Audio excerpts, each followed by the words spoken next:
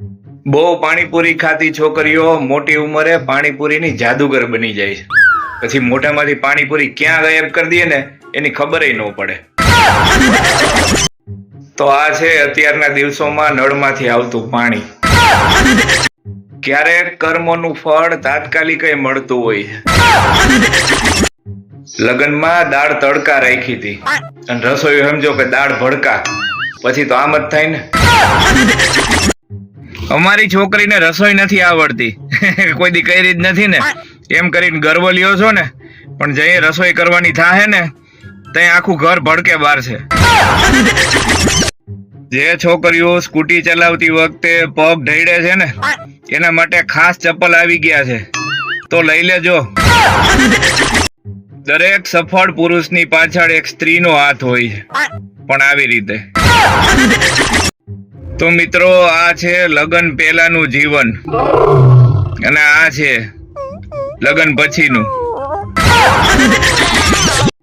અત્યારની જનરેશનને તમે મોબાઈલ હાથમાં ન દો તો એ શું કરી શકે એ વિચાર કરવો એ અઘરો છે.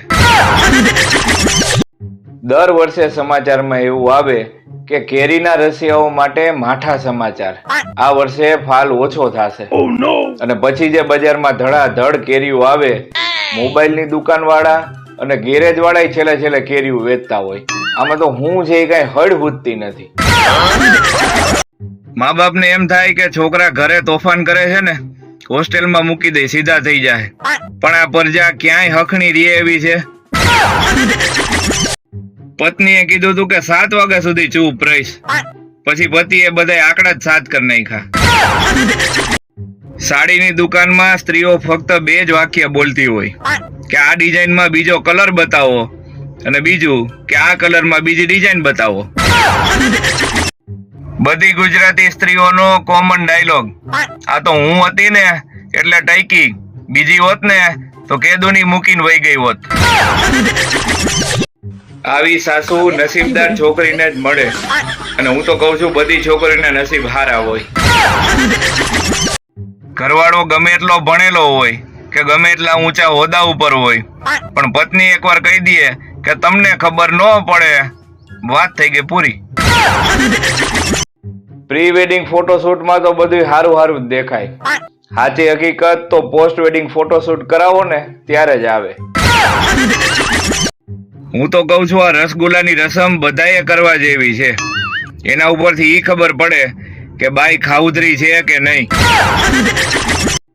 પેલા આપણી મમ્મીઓ એમ કહેતી કે આ પેપ્સી તો ગટરના પાણીથી બને છે, નો ખવાય, અને આપણે ઈ માનતાય. હવે અત્યારની પ્રજા તો કોઈના બાપનું માને એમ નથી. ઘરે કામ કરવા માટે કામવાળી રાખે અને બહાર પૈસા ભરી અને કસરત કરવા જાય. ઈ અત્યારની બાઈ હો. સાસુમાએ વહુને કીધું તું કે મારા જેવી રોટલી બનાવજે, પછી વહુએ બનાવી. આમ જોવો તમે, આ છોકરીઓ રૂમ શેરિંગમાં ફ્લેટમાં રહેતી હોય ને ત્યારે બધાના ગેસના બાટલા અલગ, બધાના વાસણય અલગ. આની જગ્યાએ છોકરા હોય ને તો એક જ બેડ ઉપર 4 છોકરા હોઈ ગયા હોય. સ્ત્રીઓનો મગજ પુરુષના મગજ કરતા 500 ગણો વધારે હાલે, પણ કઈ બાજુ હાલે ઈ નક્કી નહીં. આપણા લોકોની ખાસિયત ઈ છે કે આપણી પાસે કોઈ પણ સમસ્યાનું સમાધાન હોય. આજે આમ જોવો, ધોતિયું નીકળી જાય તો ભલે નીકળી જાય, બાકી સીટ હાથમાંથી ન જવા દો. લગ્ન એટલે શું? લગ્ન એટલે છોકરીને રોવાનો છેલ્લો દિવસ અને છોકરાને હસવાનો છેલ્લો દિવસ. એક સમય હતો મિત્રો જ્યારે આ વસ્તુ આપણી દિનચર્યાનો ભાગ હતો. સુરક્ષા માટે સીસીટીવી રાખવામાં આવે, પણ પછી સીસીટીવી નહીં સુરક્ષા દેવી પડે. તો આ ફોટા ઉપરથી તમને ખબર પડશે મિત્રો કે પુરુષોનું ડ્રાઇવિંગ શા માટે સીધું હોય છે અને સ્ત્રીઓનું ડ્રાઇવિંગ શા માટે ગમે એ બાજુ જાય એ નક્કી નહીં એવું હોય છે.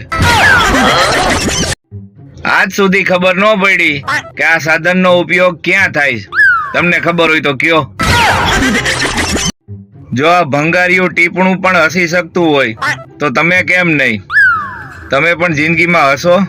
કોઈને ખબર ન પડવી જોઈએ કે તમારા લગ્ન થઈ ગયા છે.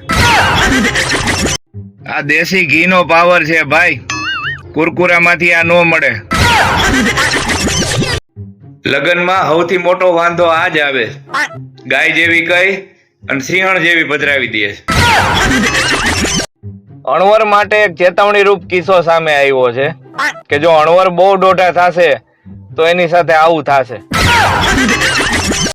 જેની માનસિકતા પૈસા વસૂલ થઈ જવાની હોય ને એ લીંબુને તો હાવ નીચવી નાખે.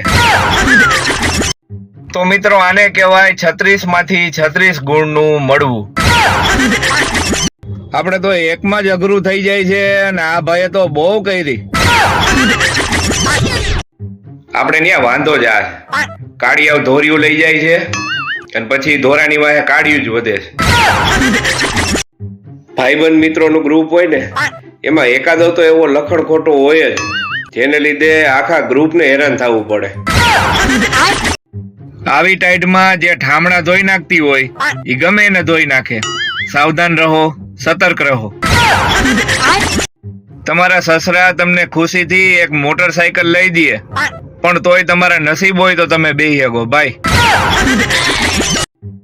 નાનપણમાં અને ખાવાની મજા આવતી અને ઊંધા હવરું કરીને જોવાની મજા આવતી. ગુરુ ચેલા.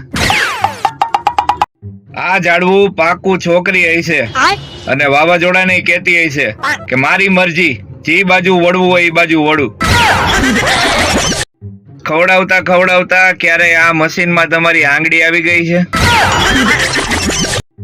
આ છે લગ્ન પહેલાનો ફોટો અને લગ્ન પછીનો ફોટો જોવો હોય ને તો મોબાઈલ ઊંધો કરો.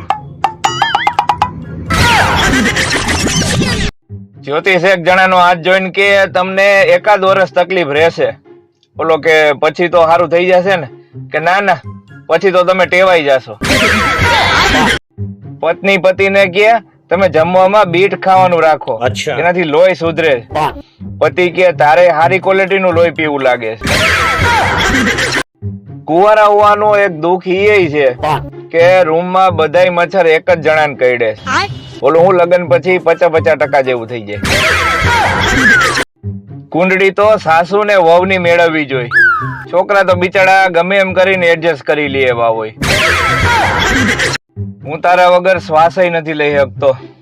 આઈ લવ યુ મારા નાક.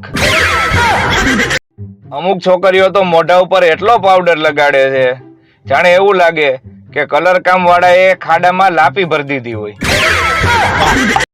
હમણાં રાજ્યમાં ખૂબ જ ગંભીર મુદ્દા ઉપર બેઠક અને ચર્ચા થઈ. જોઈએ હવે શું નિર્ણય આપે છે આ લોકો. આપણા ગુજરાતના 90% પુરુષો એની પત્ની સામે એટલે નથી બોલી શકતા કારણ કે એના મોઢામાં માવો ભર્યો હોય. જો તમારી ઘરવાળી આખો દી તમારી હામું બકબક કરતી હોય તો એકવાર એની હામું આવું કરી જોજો.